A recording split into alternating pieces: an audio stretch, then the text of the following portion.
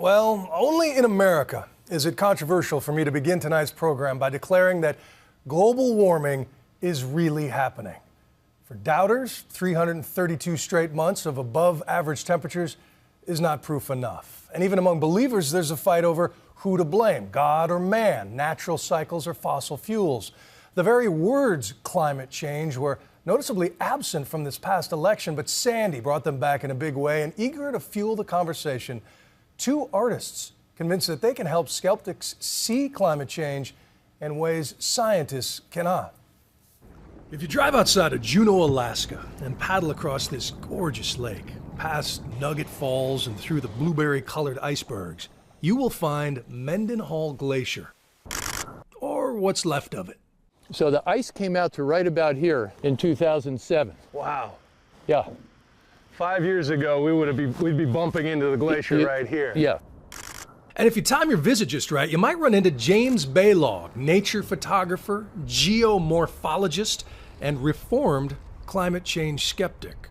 Honestly, when I first heard about the man-made climate change story, I sort of had a knee-jerk, reflexive skepticism. But the more he learned about ice, the more he worried.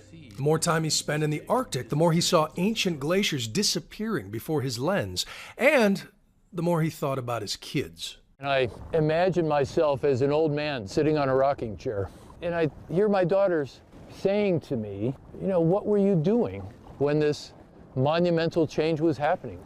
And so he launched the Extreme Ice Survey, an effort to capture the changing planet by placing time-lapse cameras at the top of the world.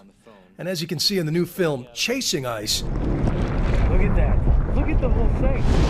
that is no easy feat. This knee has had 2 surgeries on it already. Between the bum knee, the godforsaken cold winds, and the fragile cameras, the whole thing nearly killed him.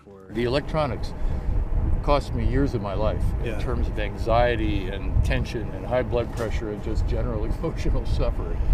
That's interesting to know, considering I've seen some of your critics online who say you're in this for the money. Yeah, right. Well, you know what they can do? They can kiss my you-know-what about 10 times. But 5 years later, here is just one small taste of the fruits of his labor, visual proof of Mendenhall's steady retreat. Now, in the winter, will this come back? The retreat will tend to slow down in the wintertime. Okay. And maybe it even stabilizes or creeps forward a tiny little bit. But boy, as soon as the warming season comes back on, it continues to gobble itself backwards. The satellite pictures back that up. Since '79, half of the Arctic sea ice has disappeared. And just this year, 4.5 million square miles melted away, an area the size of the U.S. and Mexico combined. Okay, here it comes. Meanwhile, back when Jim was mounting his first ice cameras, an artist in Brooklyn named Eve Mosier was pushing the kind of machine you use to chalk lines on a ball field.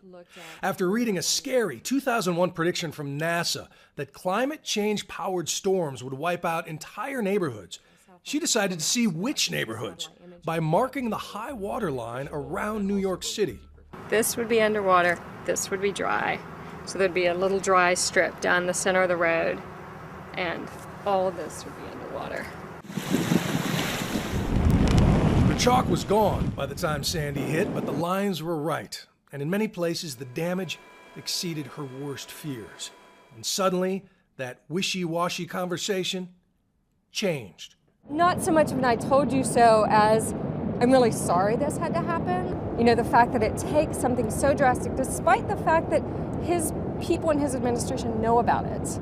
You know, that it really takes us having a visceral experience to shift even the conversation, much less actions. America is the last developed nation still arguing over all of this. On one side, those with the faith that humans could never alter the planet so profoundly. Happy to agree are oil and coal companies and a political party strongly opposed to any new environmental regulations. President Obama promised to begin to slow the rise of the oceans and to heal the planet. My promise is to help you and your family.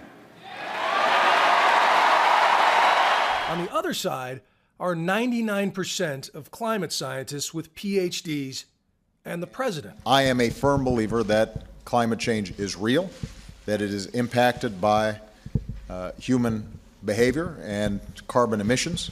And happy to agree are most of the insurance companies that insure insurance companies, like Munich Re.